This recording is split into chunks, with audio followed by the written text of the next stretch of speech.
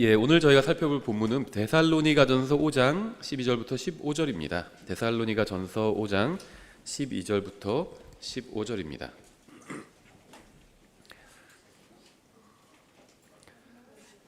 저희가 아주 오래전에 한번 다뤘던 주제인데요.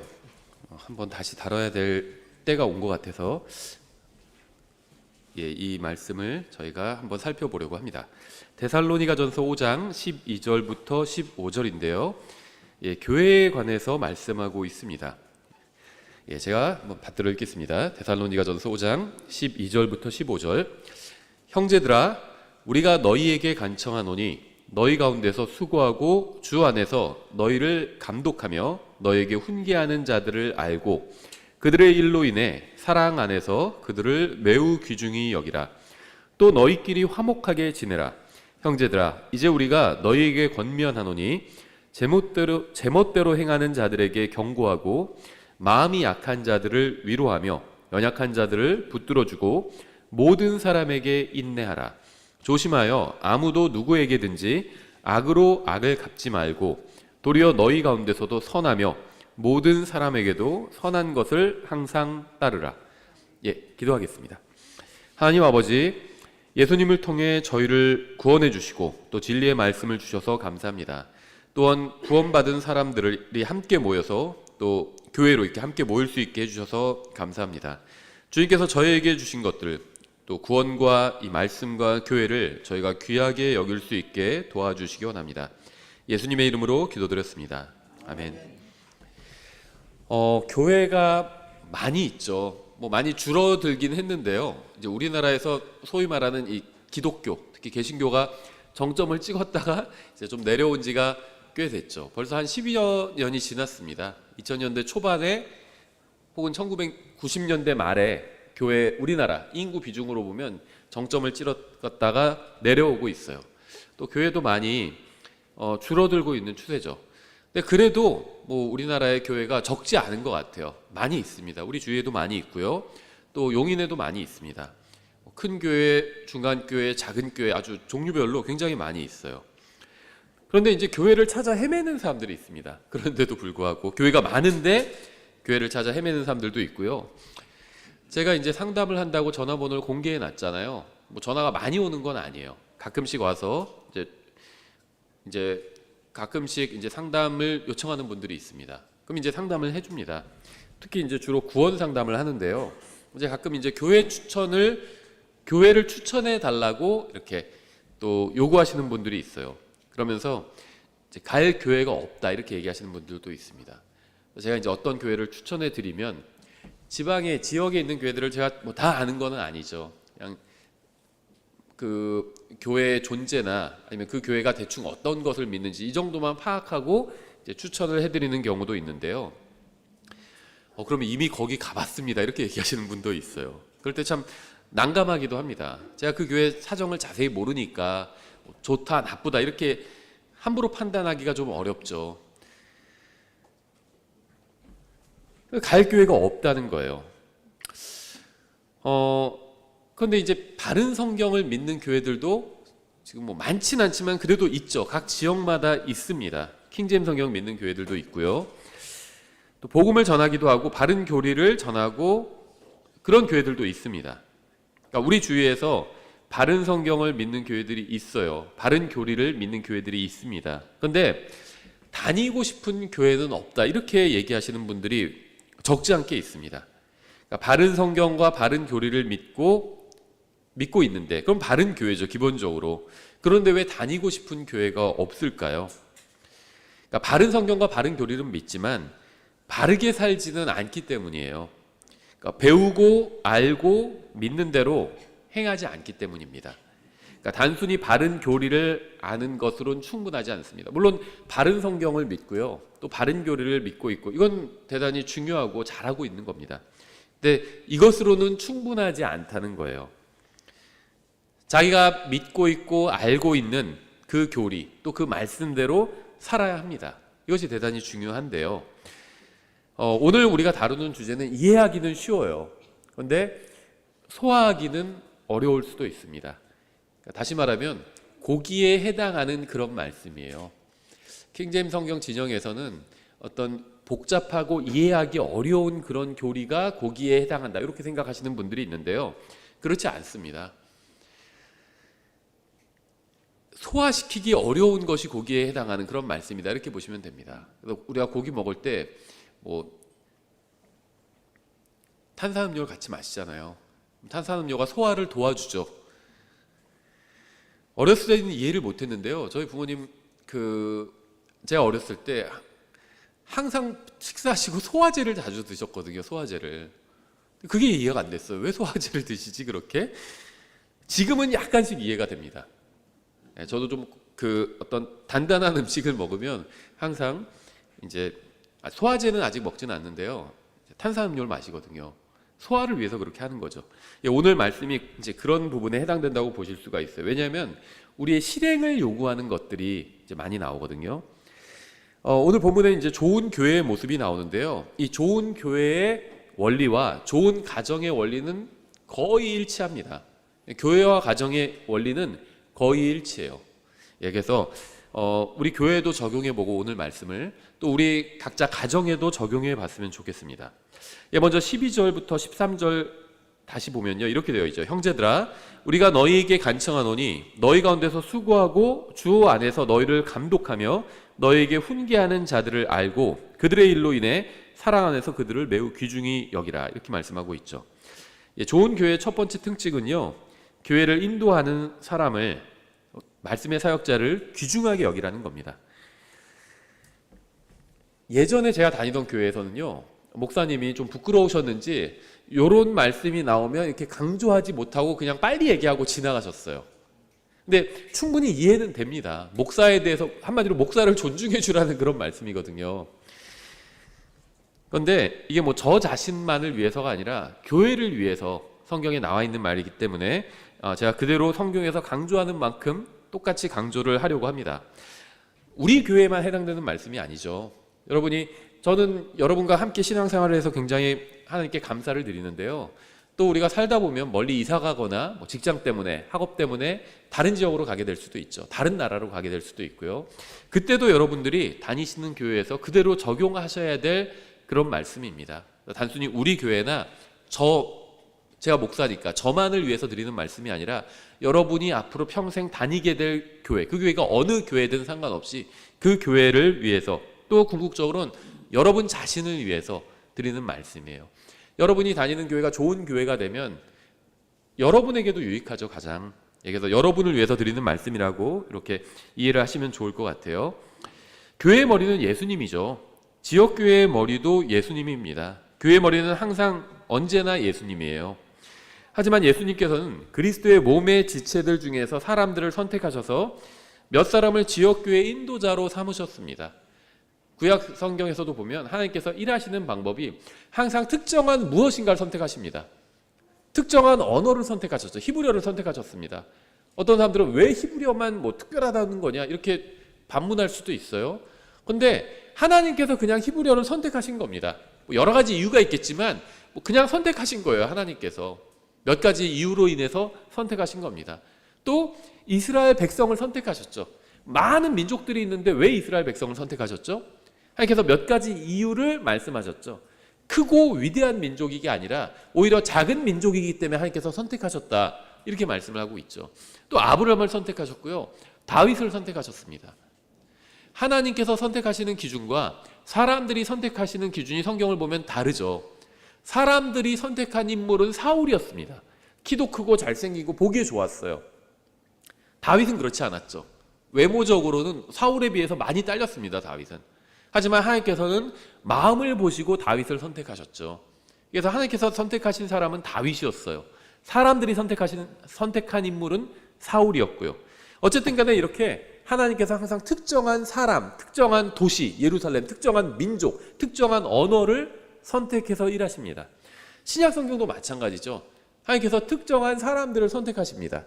그런데 단순히 세상에서 잘나고 똑똑하고 돈이 많고 이런 사람을 선택하실 수도 있겠죠. 하지만 항상 그런 기준으로 선택하시는 건 아니에요. 오히려 고린도 교회에 보내는 편지에서 사도 바울은 하나님께서 선택하신 사람들은 오히려 세상에서 없는 사람들, 모자란 사람들을 선택하신다. 왜냐하면 그래서 세상을 부끄럽게 하기 위해서 그런 사람들을 선택하신다. 이렇게 사도 바울이 이야기를 하고 있죠. 예, 그래서 제가 지금 이런 말씀을 드리는 이유는 하나님께서 누군가를 선택해서 일하신다는 겁니다. 대부분의 경우에 있어서 지역교회를 세우실 땐 어떤 사람을 목회자로 선택해서 일하신다는 거예요. 다만 그 선택이 그러면 뭐 자기가 목사니까 목사들만 잘났다는 얘기인가? 그건 아니라는 거예요. 오히려 반대인 경우가 많아요. 세상에서 없는 것, 모자란 것 이런 걸 선택해서 쓰신다고 했잖아요. 예수님의 12제자도 대부분은 어부요, 세상에서는 또 멸시받는 그런 직업을 가진 사람들이었어요. 근데 예수님께서 선택하셨죠. 예, 그래서 하나님께서 항상 특정한 사람, 특정한 것을 선택해서 일하시는데 그게 세상적인 기준으로는 꼭 가장 좋고 잘난 것은 아닐 수도 있다는 거예요. 예, 그래서 제가 무슨 목사를 높이는 게 아닙니다. 목사가 다 잘났기 때문에 하나님께서 선택하신 거다. 그건 아니라는 거예요. 오히려 그 반대인 경우가 많아요. 교회에 목사보다 훨씬 훌륭한 사람들 많습니다. 일반적인 세상적인 기준으로 봤을 때 훨씬 훌륭한 분들 많죠. 저희 교회도 많이 저보다 세상적으로 훨씬 더 훌륭한 분들 많이 있어요. 다만 하나님께서 어떤 일을 하기 위해서 특정한 사람을 항상 선택해서 일하신다는 겁니다. 그러면 우리도 그것을 존중해 줘야 한다는 겁니다. 예, 그래서 지역교회의 머리는 예수님이지만 하나님께서는 어떤 사람을 선택해서 그 사람을 교회의 인도자로 세우신다는 겁니다. 그래서 하나님께서 선택해서 일하시는 것이기 때문에 지역교회를 인도하는 사람을 존중하고 존경하는 것은 바른 일일 뿐 아니라 이것은 성경이 권면하고 명령하는 바이기도 합니다. 우리 교회에서만 해당되는 것이 아니라 여러분이 어느 교회를 가시든지 그 교회가 하나님께서 세우신 교회라고 생각하고 동의하고 그렇게 믿는다면 그 교회의 인도자를 존중해 주셔야 된다는 겁니다. 그래야지 그 교회가 잘 이렇게 바르게 이제 서갈 수 있고 좋은 교회가 될 수 있어요. 하나님께서는 성도들을 위해서 말씀으로 수고하고 훈계하는 자들을 알고 그들의 일로 인해서 매우 귀중히 여기라고 말씀하고 있습니다. 저는 여러분이 구원받았는지 구원받지 못했는지 혹은 주님을 위해서 살려고 하는지 그렇지 않은지 아니면 말씀을 사랑하는지 혹은 사랑하지 않는지 정확히 알지는 못합니다. 그렇죠. 어떤 사람이 행하는 거 보고 그냥 교회 다니는 거 보고 제가 함부로 판단할 수는 없어요. 제가 사역을 하기 오래전에 어떤 분이 저한테 굉장히 좋은 조언을 해주신 적이 있습니다. 목회를 시작하면 당신보다 더 열심히 교회를 섬기는 사람이 있을 거라고 기대하지 않는 게 좋다. 만약 당신보다 더 열심히 교회를 섬기는 사람이 있다면 그 사람은 지금 어디선가 목회를 하고 있을 거다. 이렇게 얘기한 적이 있어요. 그러니까 자신들처럼 교회를 열심히 섬기지 않는다고 성도들을 책망하고 지적하고 훈계하는 목회자들을 본 적이 있습니다. 하지만 하나님께서는 모든 사람을 교회를 다 책임지는 자리로 그렇게 부르신 것은 아닙니다. 그리스도의 몸 안에 있는 모든 사람을 교회를 책임지는 자리에 두지도 않으셨습니다. 어떤 사람들을 교회를 책임지는 자리에 두셨어요. 그래서 성경은 이 목회자를 감독이라고 부르고도 있죠. 감독. 우리나라도 최근에 축구가 아시안 게임이 아니라 아시안컵에서 우승할 줄 알았다가 탈락했잖아요. 그렇죠. 중간에. 그래서 누구를 잘랐죠? 감독을 잘랐죠. 감독이 책임지는 자리에 있는 사람이에요. 그 전체에 대해서 책임지는 자리에 있는 사람이기 때문에 감독을 경질하죠. 보통 그렇습니다. 팀이 성적이 나쁘면 감독을 경질해요. 그렇죠. 그래서 어떤 특정한 사람을 감독으로 세울 수밖에 없다는 겁니다.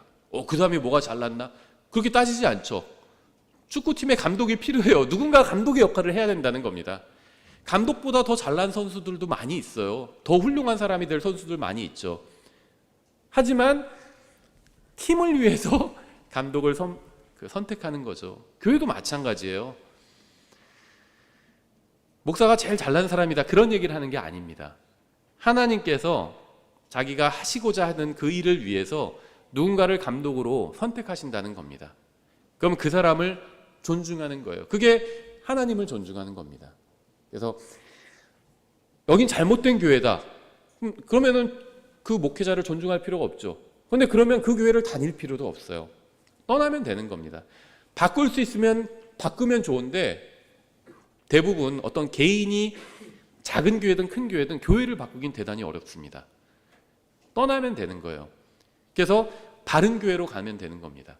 바른 교회로 가면 그 교회가 좀 부족한 점이 있더라도 내가 그 교회를 바른 교회라고 믿는다면, 하나님께서 세우신 교회라고 믿는다면 그 교회를 책임지고 있는 사람을 존중하는 것이 좋습니다. 저한테 이제 이런저런 얘기들을 하시는 분들이 있어요. 이제 교회에 대해서 이렇게 했으면 좋겠다, 어떻게 했으면 좋겠다, 이런저런 얘기를 하십니다. 감사해요. 그런 얘기를 들으면. 아, 이분도 교회에 대해서 그래도 고민하고 계시는구나. 우리 교회가 좀 더 잘 되기를 원하기 때문에 그런 얘기를 하시는 거겠죠, 대부분. 감사한 생각이 드는데요. 다른 한편으론 이미 저는 다 생각해 봤던 거예요. 고민하고 있는 것들입니다. 그래서 저뿐만이 아니라 다른 목회자들도 다 비슷합니다. 교회에 관해서 가장 많이 고민하고 그런 사람은 목회자가 될 수밖에 없어요. 일종의 선장과 같은 거죠, 선장. 물론 교회의 선장은 예수님입니다. 하지만 이제 지역교회에서 책임지는 선장의 자리에 있는 사람들이 목회자죠. 그래서 많은 것들을 이미 고민해 본 것들이에요. 여러 사람들이 얘기하는 것들이 고민해 본 것들이고요. 하루 중 많은 시간을 교회에 관해서 고민하는 성도들에게 어떻게 하면 성도들을 바른 길로 인도할까, 또 하나님 말씀을 어떻게 하면 잘 먹일까, 이거를 가장 많이 고민하는 사람들이 목회자라는 겁니다. 그래서 적어도 우리 교회뿐만 아니라 어느 교회 가시든지 적어도 그걸 좀 알아주셨으면 좋겠다, 이런 말씀을 드리는 겁니다. 자, 누군가의 입장을 대변하려는 것이 아니라 성경에 기록된 진리를 그대로 전하려고 하니까 오해하지 말고 들어주셨으면 좋겠어요. 만약 어떤 사람이 자신이 가진 힘과 시간과 능력과 재능과 은사를 들어서 여러분이 그리스도의 삶을 살도록 도와주는 사람이 있다면 여러분은 그 사람을 사랑하고 그 사람에게 감사해야 되고 존중하고 존경해야 합니다. 가정에서 그런 일을 하는 사람이 누구죠? 가정의 아이들이 건강하게 잘 자랄 수 있도록 아이들의 필요를 공급해주고 아이들을 위해서 수고하는 사람이 누구죠? 엄마 아빠죠. 아이들이 가장 존경해야 될 사람은요, 엄마 아빠예요. 그렇죠. 거기서부터 시작돼야 됩니다. 자기 엄마 아빠를 가장 존경해야 합니다. 그렇죠. 왜냐하면 나를 위해서 희생해 주시는 분들이니까 가장 존경해야 되는 거죠. 마찬가지로요, 목회자는 교회 성도들을 위해서 희생하는 사람입니다. 희생해야 되고요. 그래서 목회자를 존경해야 한다는 겁니다. 존중해야 되고. 저는 지금 저 자신을 위해서 이 말을 하는 게 아니에요. 아이가 부모를 가장 존경해야 된다, 이게 부모를 위해서 하는 말이 아니죠. 그 아이를 위해서 하는 말입니다. 아이가 부모를 무시하면 누가 가장 손해를 받을까요? 부모도 이제 사람이니까 마음의 상처를 입겠죠, 아이가 무시하면. 하지만 그 아이가 가장 큰 상처를 그 손해를 당하게 돼요. 그렇지 않나요? 아이가 엄마 아빠를 존경하고 존중하고 하는 것은요, 결국 아이에게 가장 큰 복으로 돌아옵니다. 교회도 마찬가지라는 거예요. 목회자를 무시하기보다는 존중하면 그게 결국 성도들에게 가장 큰 혜택으로 돌아오게 된다는 겁니다. 그래서 저 자신을 위해서 하는 말이 아니에요. 여러분을 위해서 드리는 말씀입니다. 여러분이 다른 곳으로 이사를 가서 다른 교회에 다닐 수도 있고요. 제가 교회에서 이제 사임하고 다른 분이 또 우리 교회의 목사가 될 수도 있겠죠.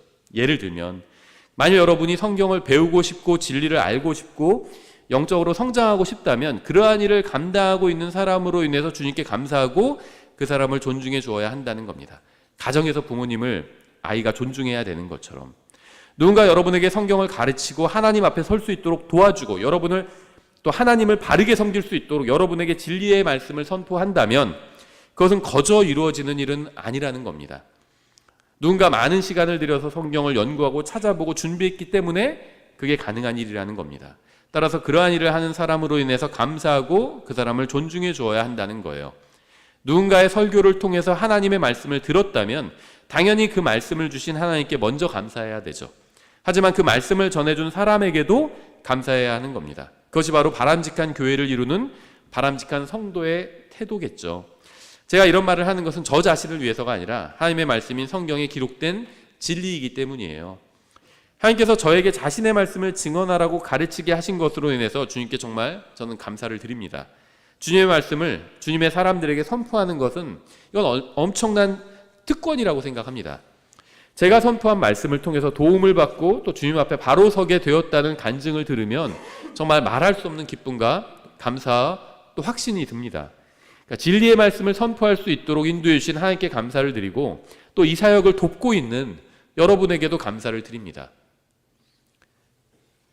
말씀의 사역을 하고 있잖아요. 하나님께서 저에게 주신 이 말씀의 사역을 하고 있어요. 근데 많은 분들이 그걸 돕고 있는 겁니다. 또 특히 우리 교회로 함께 모여서 돕고 있는 거예요. 저는 그분들에게 또 감사를 드리는 거죠. 하나님께서 원하시는 교회는 성도들이 단순히 설교를 듣고 목사를 평가하러 교회에 오는 것이 아니라 선포되는 말씀을 통해서 자신을 바로 잡고 또 영적으로 성장해 나아가고 그 말씀을 주신 하나님께 감사하고 또 그 말씀을 전해준 설교자를 존중하고 매우 귀중히 여기는 교회, 이게 좋은 교회라는 겁니다. 목회자가 설교하고 말씀으로 섬기는 것을 당연하게 여기는 것이 아니라 감사하고 존중하고 귀하게 여기는 마음이 있어야 한다는 거예요. 주님께 목사와 교사로 부르심을 받은 사람은 회중이 자신을 존중하던 그렇지 않던 상관없이 신실하게 말씀을 전해야 합니다. 하지만 회중으로부터 합당한 존중과 존경을 받는 설교자는 더욱 기쁜 마음으로, 즐거운 마음으로 하나님의 말씀을 전할 수가 있겠죠. 아이가 부모를 존중하지 않아도 평범한 보통의 부모라면, 보통의 부모는 좋은 부모예요. 보통의 부모라면 아이가 존중하지 않아도 아이를 위해서 계속해서 희생을 하죠. 근데 아이가 존중하고 사랑을 표현한다면 더 기쁜 마음으로 가정을 섬길 수가 있겠죠. 엄마 아빠가.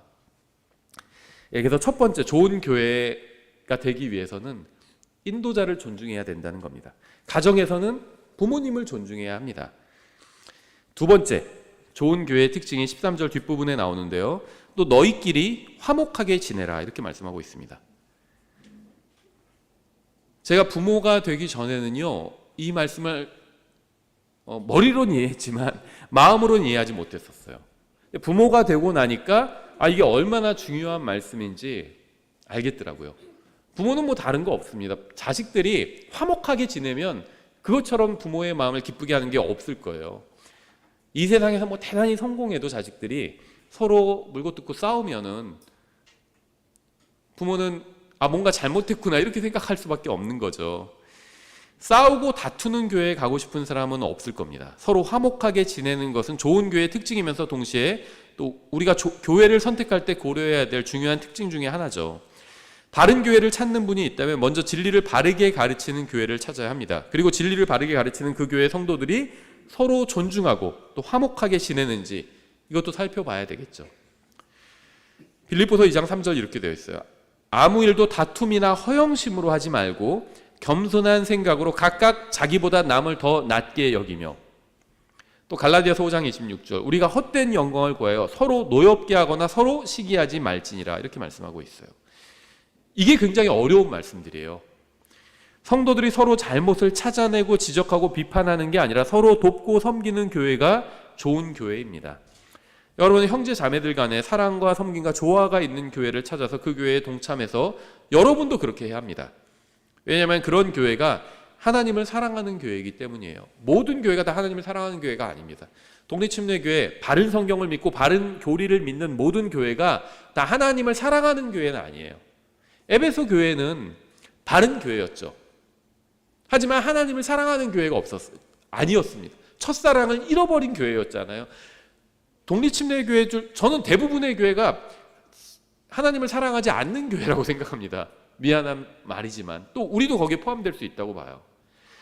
바른 성경과 바른 교리만 있으면 된다고 생각하는 분들이 많이 있어요. 근데 형제 자매를 사랑하지 않으면 그건 하나님을 사랑하는 게 아니에요. 제가 하는 말이 아니라 성경에 나온 말이잖아요. 요한일서 4장에 나오죠. 4장 20절에 어떤 사람이 나는 하나님을 사랑하노라 하고 자기 형제를 미워하면, 여기서 말하는 형제가 누구죠? 구원받은 사람이에요. 우리 교회 다니는 사람뿐만 아니라 구원받은 사람입니다. 자기 형제를 미워하면 그는 거짓말하는 자니 자기가 본 자기 형제를 사랑하지 아니하는 자가 어찌 자기가 보지 못한 하나님을 사랑할 수 있으리요. 하나님을 사랑하는 자는 또한 자기 형제를 사랑하라는 이 명령을 우리가 그분께 받았느니라. 하나님을 사랑하면 하나님의 자녀도 사랑합니다. 예수님을 믿고 구원받으면 하나님의 자녀가 되잖아요. 나도 예수님을 믿고 구원받으면 하나님의 자녀가 돼요. 그럼 서로 자녀가 된 사람을 뭐라고 부르죠? 형제라고 부르잖아요. 형제를 사랑해야 돼요. 그래야지 그게 하나님을 사랑하는 겁니다. 만일 여러분이 형제 자매를 사랑하지 않는다면 하나님을 사랑하는 것이 아니죠. 한 교회 내에 있는 눈에 보이는 형제 자매를 사랑하지 않는 사람은 하나님을 사랑하지 않는 겁니다. 이게 성경이 말씀하시는 논리죠. 세 번째 교회의 특징은요, 좋은 교회의 특징이 14절에 있는데, 형제들아 이제 우리가 너희에게 권면하노니 제멋대로 행하는 자들에게 경고하고, 이렇게 말씀하고 있죠. 목사는 하나님의 말씀을 선포합니다. 하나님의 말씀을 선포한다는 것은 죄가 무엇인지 알려준다는 것을 포함하고 있죠. 교회에 있는 누군가 그 죄를 짓고 있는 사람이 있다고 해서 죄를 죄가 아닌 것으로 말하거나 죄를 실수로 포장해서는 안 되겠죠. 죄는 우리가 그것을 무엇이라고 부르든 어떻게 꾸미든 상관없이 죄입니다. 죄가 무엇인지 선포하고 회개하지 않으면 하나님께서 그 죄를 반드시 심판하실 것이라는 사실을 또 선포해야 되겠죠. 갈라디아서 6장 1절도 이렇게 말씀하고 있어요. 형제들아 만일 어떤 사람이 잘못에 빠지거든 영적인 너희는 온유의 영으로 그러한 자를 바로 세워주고 너 자신을 주의 깊게 살펴보아 너도 시험에 들지 않게 하라, 이렇게 말씀하고 있어요. 다른 사람들이 모르게 죄를 지은 사람이 있다면 다른 사람들이 모르게 책망해야 합니다. 하지만 누군가 공개적으로 죄를 지었다면 또 경우가 달라지죠.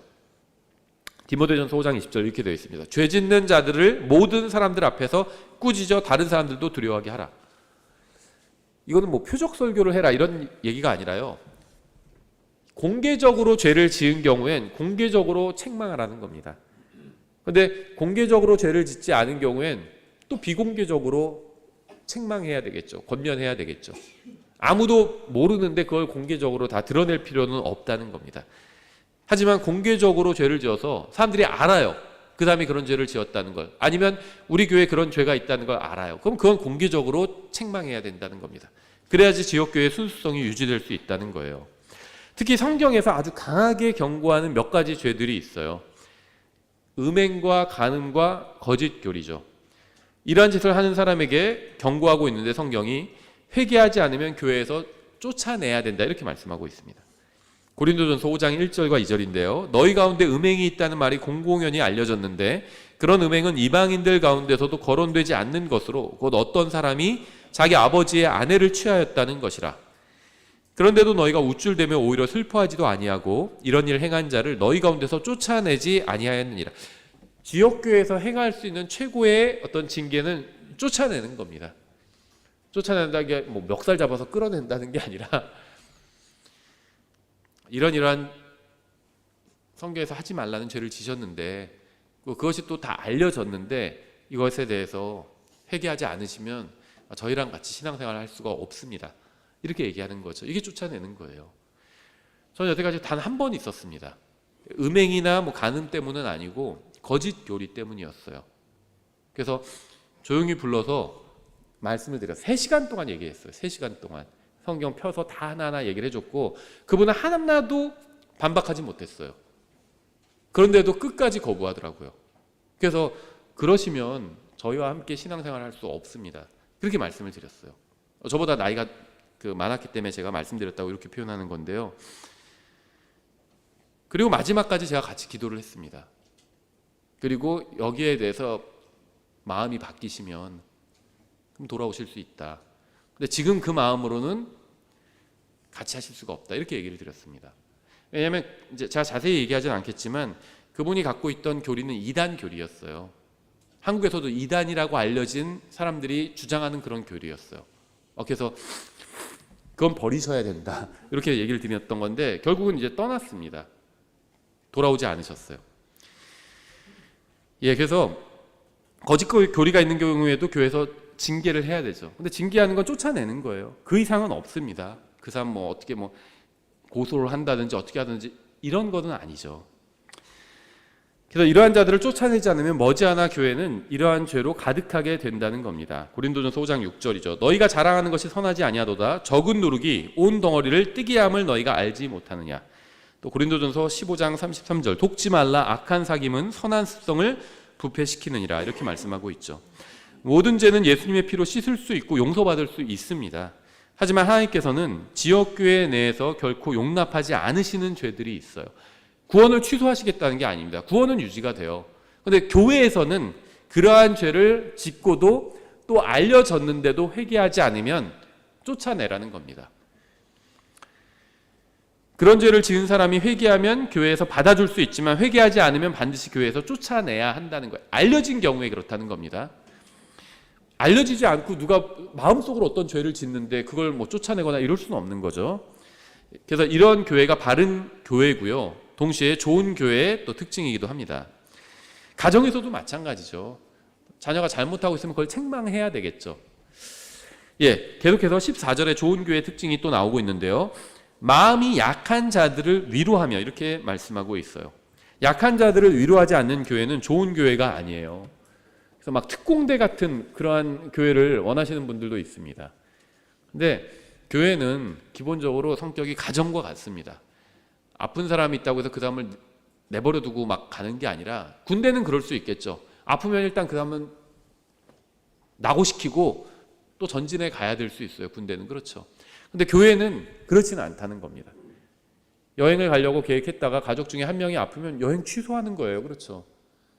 저도 종종 그럴 때가 있거든요. 뭐 자주 일어나는 일은 아닌데요. 아이들이 뭐 돌아가면서 감기가 심하게 걸릴 때가 있어요. 학교나 유치원 다니면 뭐 돌아가면서 걸립니다. 어딜 가려고 했다가 취소하는 경우가 있어요. 너무 많이 아프면 갈 수가 없죠. 또 혼자 남겨두고 갈 수가 없죠. 교회도 그렇다는 겁니다. 함께 가는 거예요. 주님 오실 때까지 같이 가는 겁니다. 누가 부족하다고 해서 그 사람 배제하고 그런 것이 아니에요. 기다려줄 수 있고 또 약한 사람을 더 우리가 돌봐주고 함께 가야죠. 죄에 대해서 경고하고 회개하지 않는 자들을 쫓아내야 하지만 약한 자들을 도와주고 위로해 줘야 합니다. 오늘날에는 마음이 나약한 사람들이 굉장히 많아요. 바른 교회는 이들이 예수 그리스도와 교제를 나누고 주님께 의지할 수 있도록 도와줘야 합니다. 찬양과 교제와 말씀 선포를 통해서 위로해 줘야 되죠. 다만 이제 험담은 교제가 아니에요. 모여서 교제를 나누자 해놓고 험담하시는 분들이 있어요. 절반 이상은 교회 욕이에요. 근데 그거는 교제가 아닙니다. 서로 세워주는 게 교제지, 하나님의 말씀을 가지고 다른 사람을 바르게 세워주는 게 교제입니다. 험담은 교제가 아니에요. 걱정하는 척하면서 욕하는 경우가 있어요. 교회 욕, 또 목사 욕, 아니면 다른 사람들 욕. 그건 교제가 아닙니다. 그건 그냥 험담이에요. 그건 영적이지 않아도 할 수 있는 거고요. 반대로 영적이지 않은 사람들이 하는 겁니다.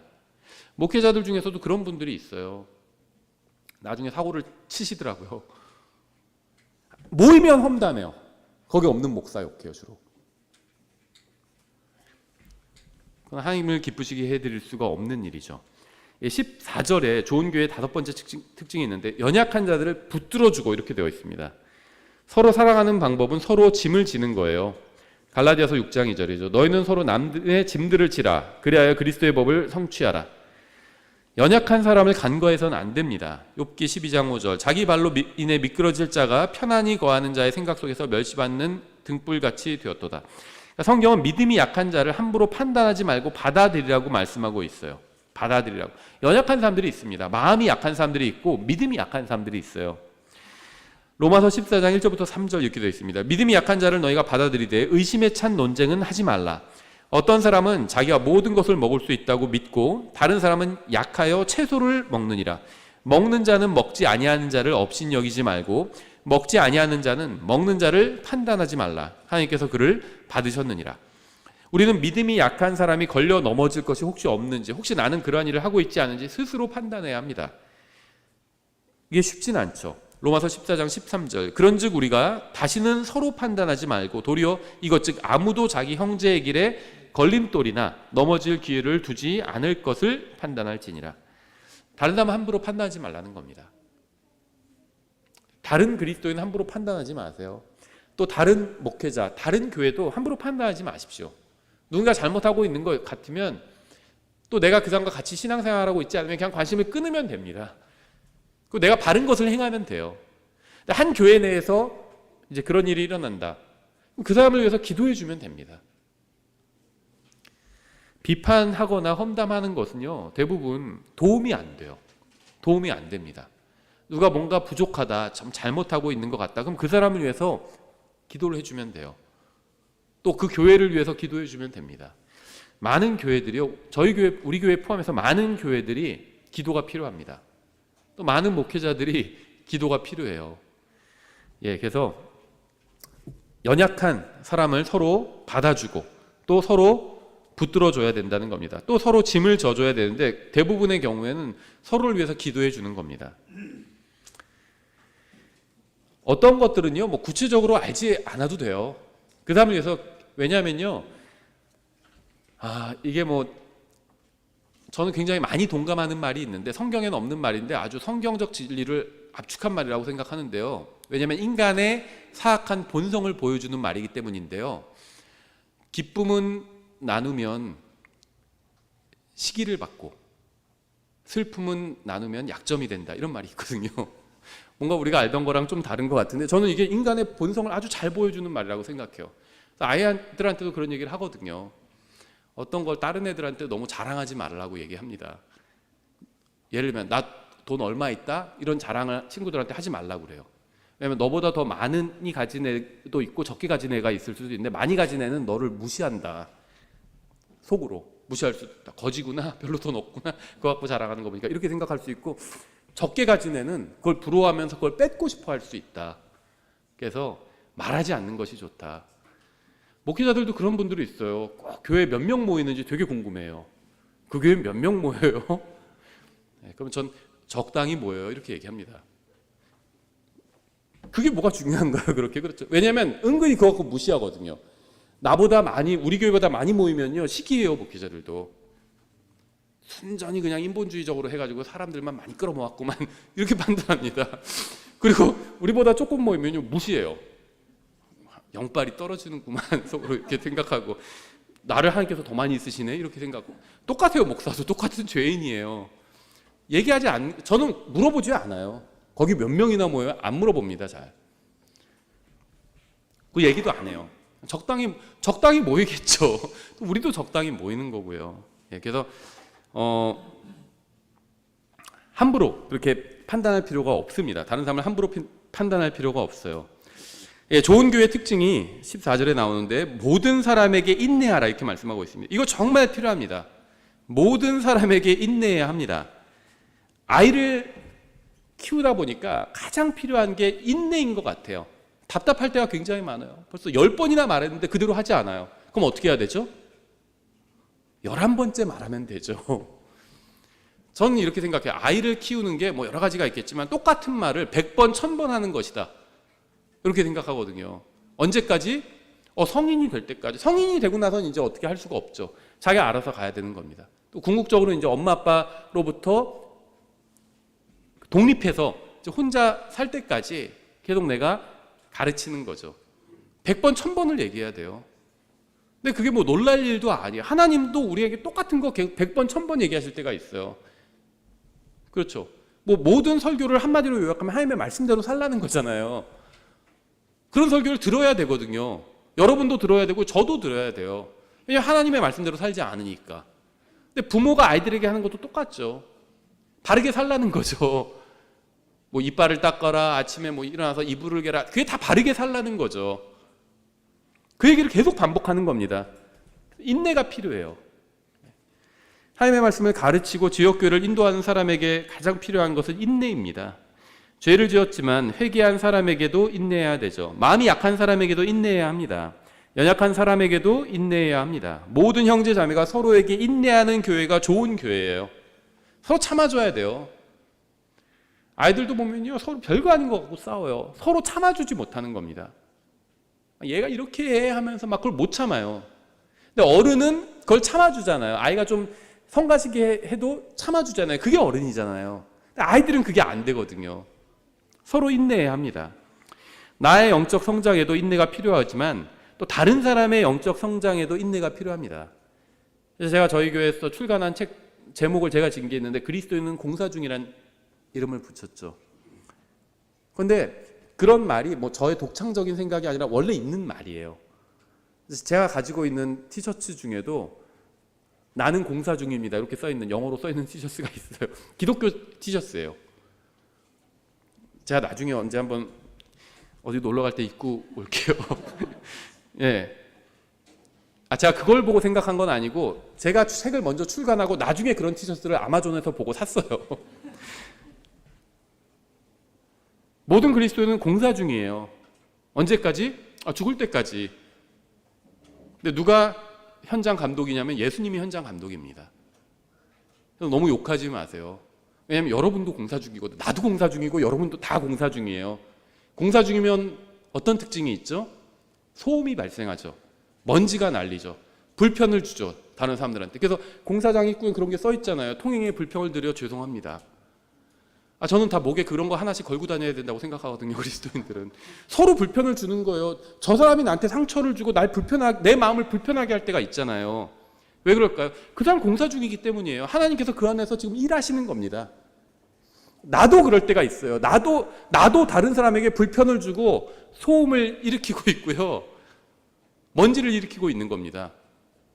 서로 그거를 인정해야 한다는 거예요. 저 사람도 공사 중이고 나도 공사 중이고 다 공사 중이에요. 그래서 서로가 인내가 필요한 겁니다. 언제까지? 공사가 끝날 때까지. 공사가 끝나고 나면 이제 건물이 예쁘게 신축 건물이 서잖아요. 그럼 보기 좋잖아요. 모든 사람이 같은 방식으로 같은 기간 내에 성장하지는 않습니다. 어떤 사람들은 다른 사람들보다 더디게 성장하기도 합니다. 주님께서 우리에 대해서 인내해 주시는 것처럼 우리도 그리스도 안에 있는 다른 형제 자매들에 대해서 인내해 주어야 합니다. 좋은 교회의 7번째 특징이 15절에 나와 있는데요. 조심하여 아무도 누구에게든지 악으로 악을 갚지 말고, 이렇게 말씀하고 있어요. 제가 한 말은 아니고요. 목회를 한 70년 하신 분이 하신 말인데요. 이런 말을 했어요. 교회는 그냥 거대한 유치원과 같다. 이런 얘기를 하셨거든요. 제가 한 말이 아니에요. 근데 저는 정말 맞는 말이라고 생각합니다. 그래도 감사한 게 그런 전화가 많이 오진 않는데요. 가끔씩 와요. 누구 때문에 막 힘들다고. 굉장히 전화 많이 하시던 분 중에 한 분이 나가셨는데요.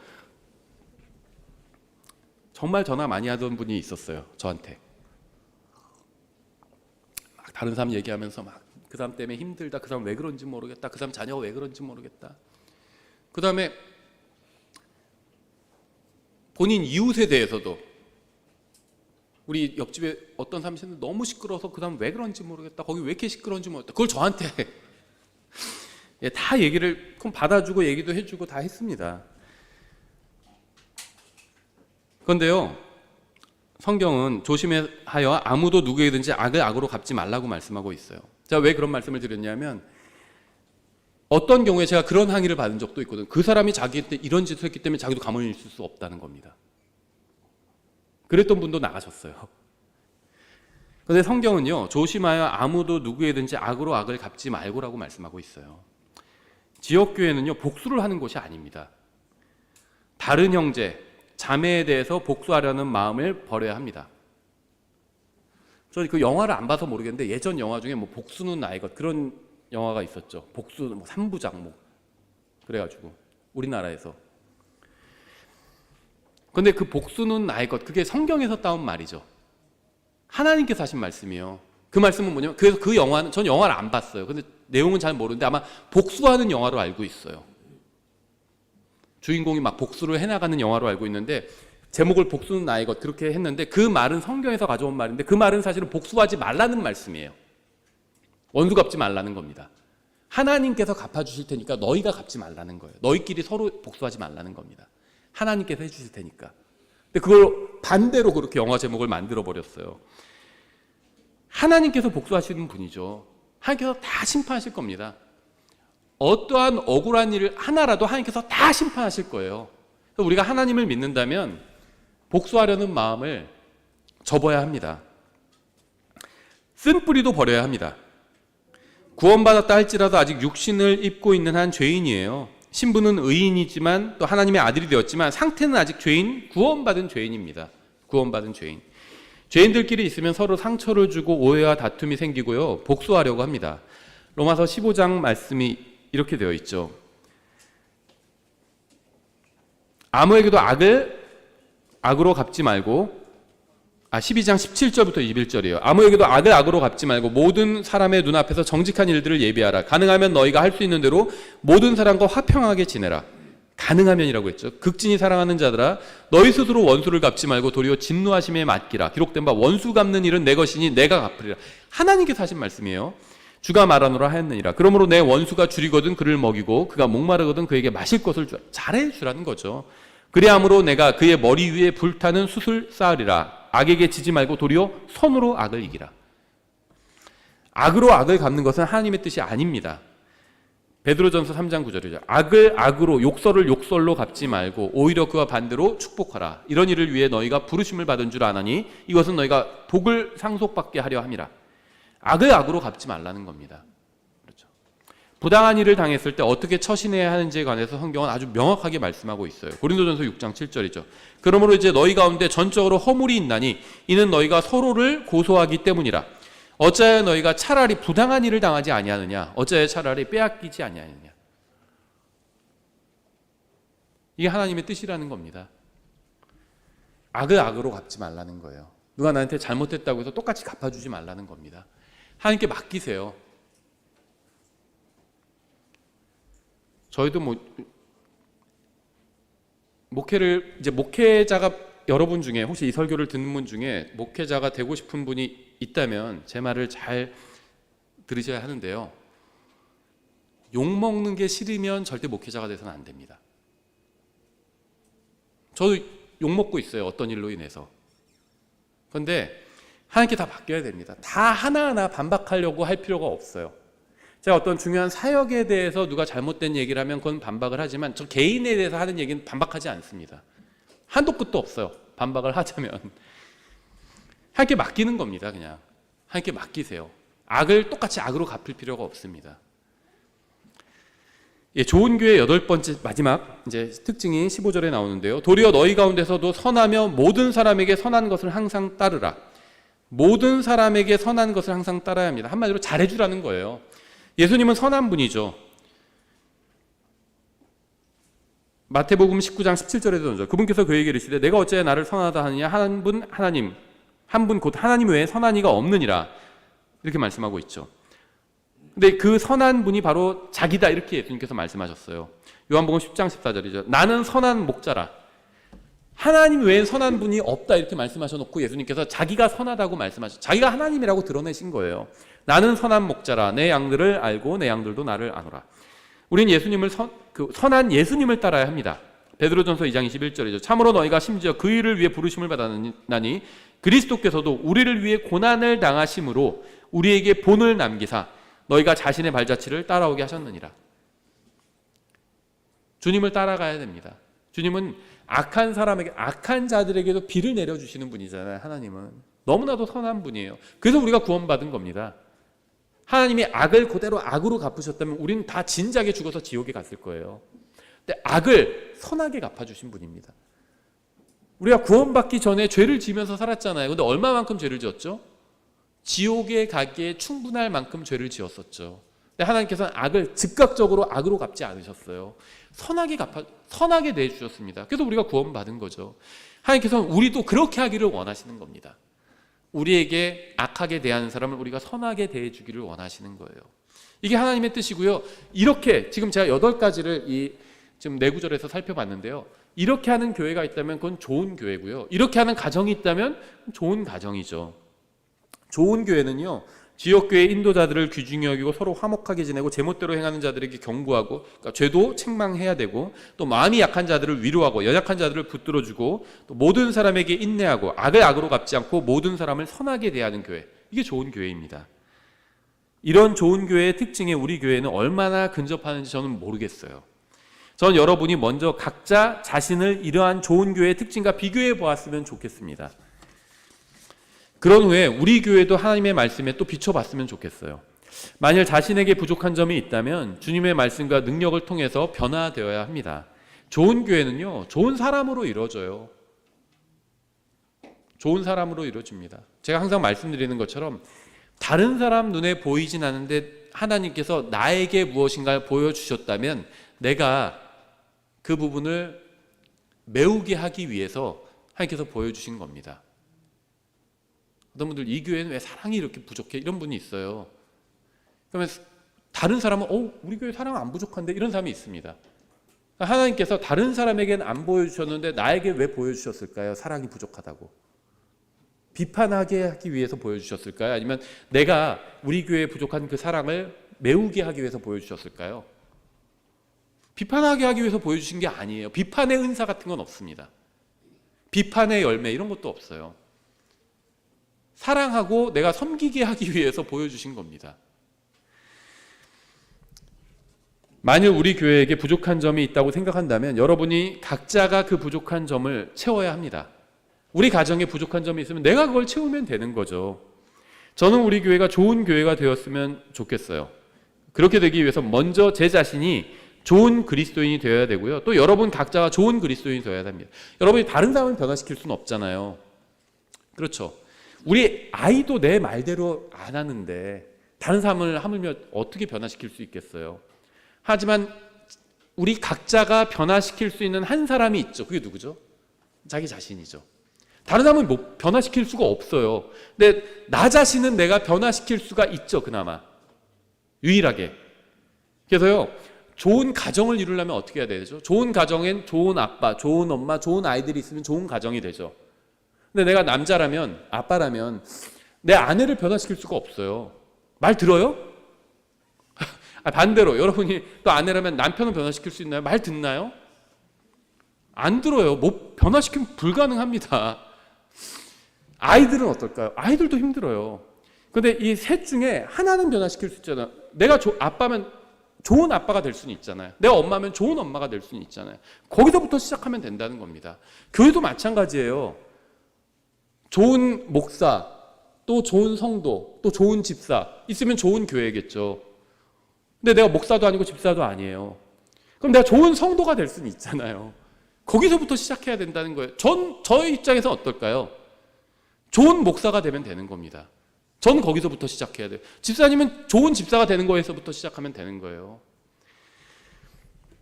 그럼 우리 교회 좋은 교회가 된다는 겁니다. 우리는 언젠가 모두 그리스도의 심판석 앞에 서게 될 것입니다. 거기서 우리 교회의 성도들이 모두 책망을 받을 것이 없는 그런 모습으로 섰으면 좋겠어요. 주님께서 우리 모두를 하나님의 좋은 말씀, 선한 말씀으로 변화시켜 주셔서 우리 모두 주님께서 원하시는 좋은 그리스도인이 되고 또 그런 우리가 모인 우리 교회가 또 좋은 교회가 되었으면 좋겠습니다. 기도하겠습니다. 하나님 아버지, 주님께서는 너무나도 좋은 하나님이시고 또 너무나도 좋은 아버지시고 또 너무나도 좋은 인도자가 되십니다. 저희가 주님의 선한 말씀 또 좋은 말씀을 통해서 온전히 변화되기를 원합니다. 주님의 선하고 이 좋은 말씀으로 저희의 악하고 이기적이고 변화를 거부하는 이 완악한 마음을 주님께서 온전히 어루만져 주시고 변화시켜 주시기 원합니다.